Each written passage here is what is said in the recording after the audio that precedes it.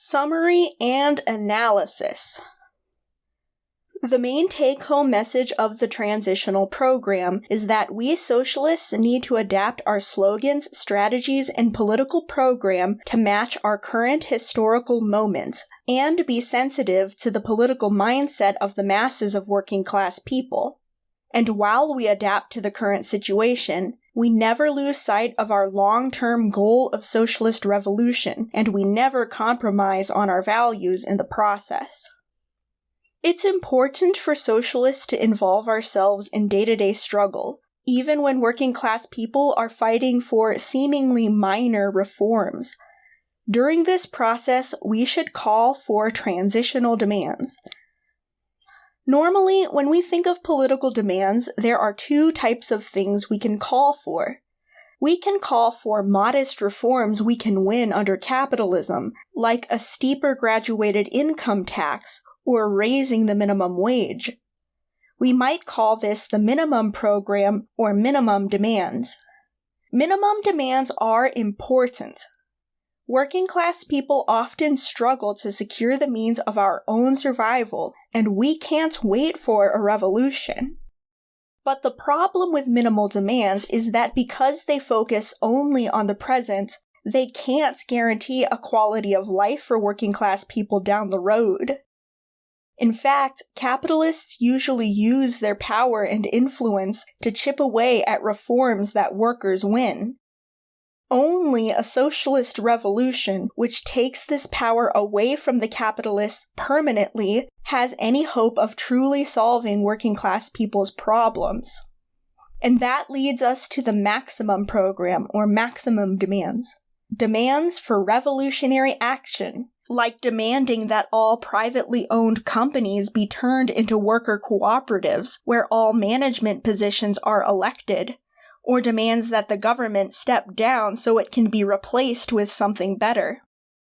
Revolutionary demands are all fine and dandy, in fact, necessary, but when you're living under capitalism, and capitalism is the only system you have ever known, revolution sounds like an abstract fantasy. You can't fight for a revolution because you haven't the slightest idea of what a revolution would even look like. And so we need transitional demands to bridge that gap. Transitional demands are rooted in day-to-day problems of working-class people, just like minimum demands. However, transitional demands go beyond calling for reforms under capitalism. They demand things that strike blows against capitalism itself, that kickstart the work of changing the system, challenging the authority of the state and big business. Let's take, for example, the issue of police violence. Americans have recently mobilized in great numbers demanding a solution for police violence. We socialists need to root our activism on current important issues on the minds of the working class. So this is the time to bring up transitional demands on the topic of policing. A minimum demand would be to call for reforming the police, for example, by placing stricter rules on when and how officers can use force, and stricter structures to hold officers accountable when they step out of line.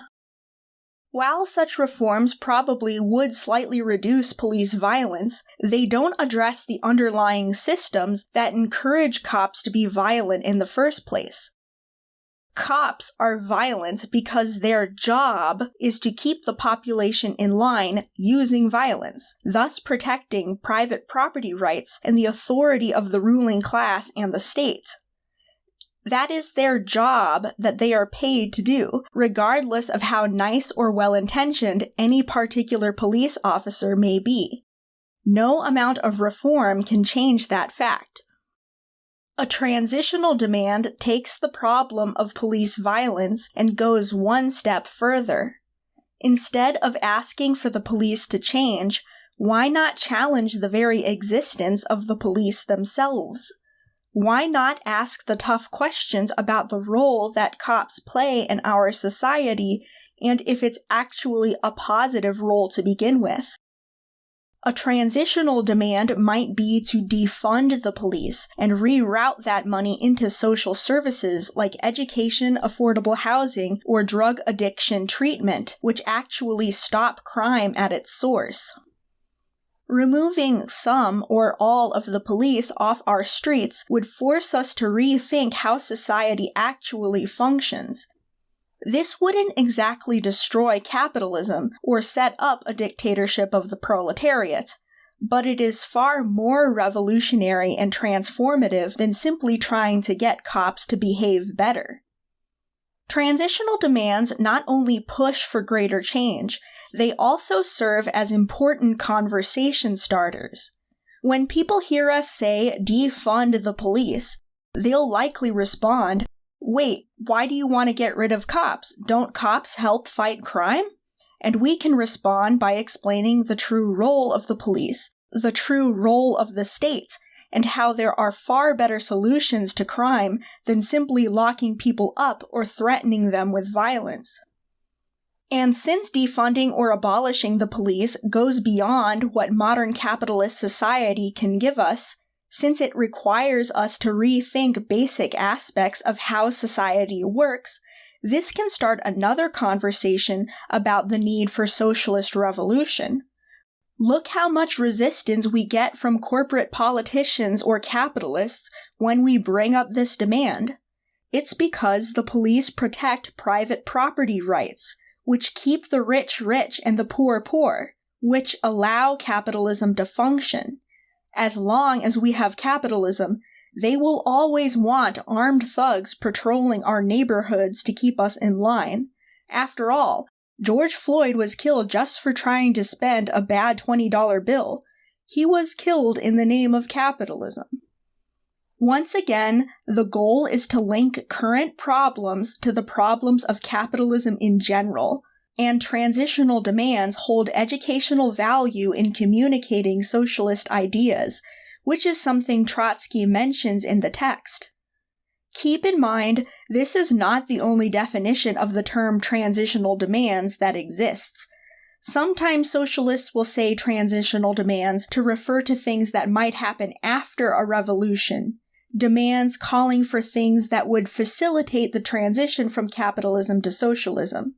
So be mindful in the context of whatever you're reading or listening to make sure you understand what the author or speaker is describing. In the very first line of the book, Trotsky writes, "The world political situation as a whole is chiefly characterized by a historical crisis of the leadership of the proletariat." The leadership in this case refers to the leaders of working class organizations, for example, labor unions or socialist and communist parties. And Trotsky argues those leaders consistently failed to lead the workers to victory because of their own poor choices. In 1938, Trotsky believed that all the ingredients we needed for a revolution were in place. We had a working class that was desperate enough to turn against the ruling system, that was willing to fight viciously for a better world. We had a series of political and economic crises plaguing the bourgeoisie and their government institutions. The workers, at any time they wanted, could have reached out and taken power. In fact, they almost did in Italy and Germany in the late teens and early 20s. But in each of these revolutionary situations, the proletarian leadership stopped the workers from seizing power. One reason for this was that the leadership was afraid of what would happen if the workers tried to take power and failed. They feared this would provoke the bourgeoisie and there would be a violent, bloody crackdown. And so the leaders didn't even try. However, the reality was the bourgeoisie was already angry and scared of the working class, simply because the workers were organizing in the first place. They were going to do a crackdown anyway. The only way to stop this crackdown would have been to remove the bourgeoisie from power entirely, taking away their ability to initiate crackdowns once and for all. Another reason leaders would hesitate to initiate revolution was because they thought society wasn't ready for socialism. Some leftists believe that societies have to develop in stages, that a country cannot be socialist unless it goes through a phase of capitalist development. This meant collaborating with the bourgeoisie instead of fighting them. In 1938, and even today, many poor countries couldn't really be called capitalist. They operated on agrarian feudalistic modes of production. They weren't industrialized.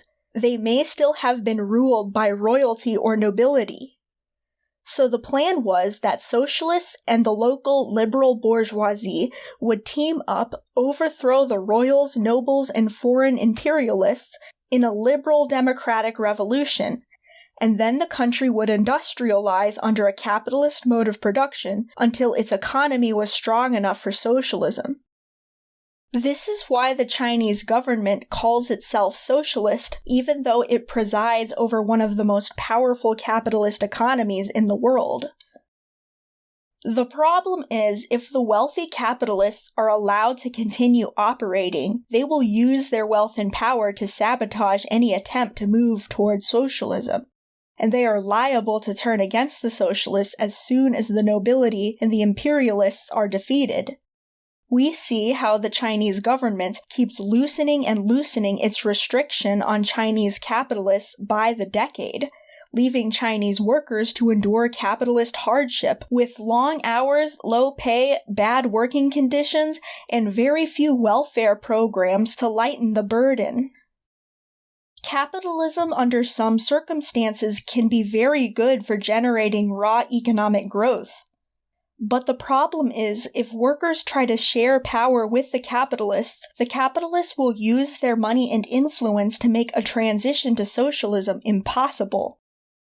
Also, let's be real, the leadership of the working class often came from the more privileged layers of the working class. This meant that they had more time, energy, and resources to devote to the revolutionary cause. But it also meant they were more comfortable with the status quo and didn't necessarily have the same incentives that other workers had. And so often, when the revolutionary movement was at its height, when the working class displayed the greatest strength, leadership wouldn't push for revolution. Instead, they would sit down at the negotiating table with the ruling class, take some simple concessions, and then tell all the other workers to go home. Or they spent so much time holding the workers back from their revolutionary instincts that reactionary forces had time to crush them. Much of the leadership had no plan for how workers could actually take power, and no real desire for that to happen. The Third Communist International was particularly bad in this regard. There are multiple examples of revolutionary movements getting squashed because Stalin and the rest of the Comintern leadership discouraged the workers from actually carrying out a revolution.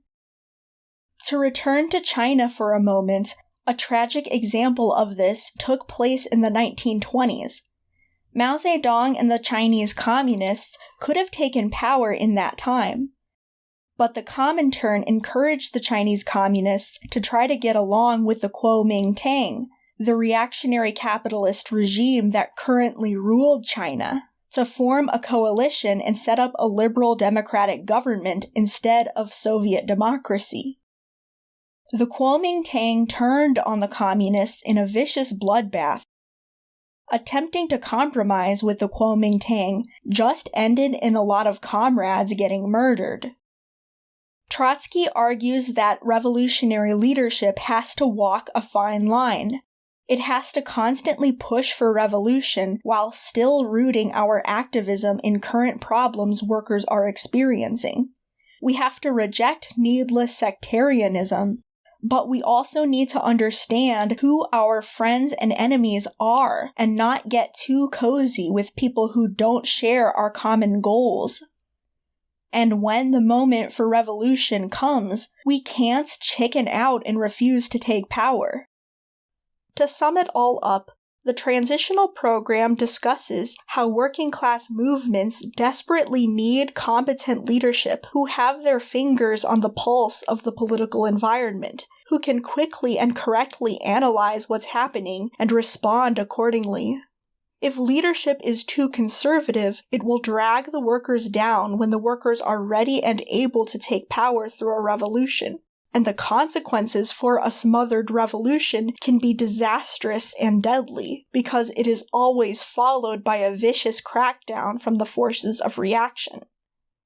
The revolutionary leadership needs to constantly keep their eyes on the revolutionary prize, and cannot afford to compromise on this goal.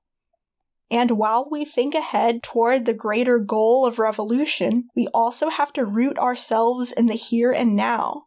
This means paying attention to the pressing issues that are most important to working-class people in our particular time and place, and participating actively in these day-to-day struggles, even if they seem like minor or insignificant things in our opinion.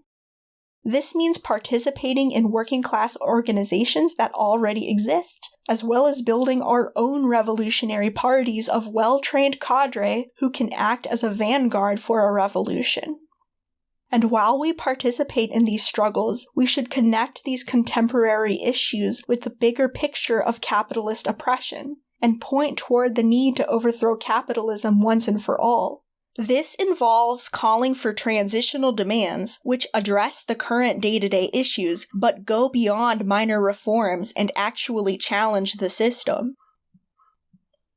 This book covers a very wide range of topics, and we don't have time to summarize all of them here, but those are the points that I thought were most important. If there's anything in the book you would like for me to cover in more detail, or if you have any suggestion for other books I can read for story time, please let me know in the comments. And if anything, I hope listening to this text inspired you to go out and get involved. There's a lot of work to do. We can't trust that politicians and business oligarchs will hand us a better world just because we ask for it nicely. We have to shove them aside and build that better world ourselves. So please, for the love of yourself, for your working class and marginalized friends, family, and neighbors, for your kids and grandkids, join an organization. This is a fight that we can actually win, but we're going to have to put in the work.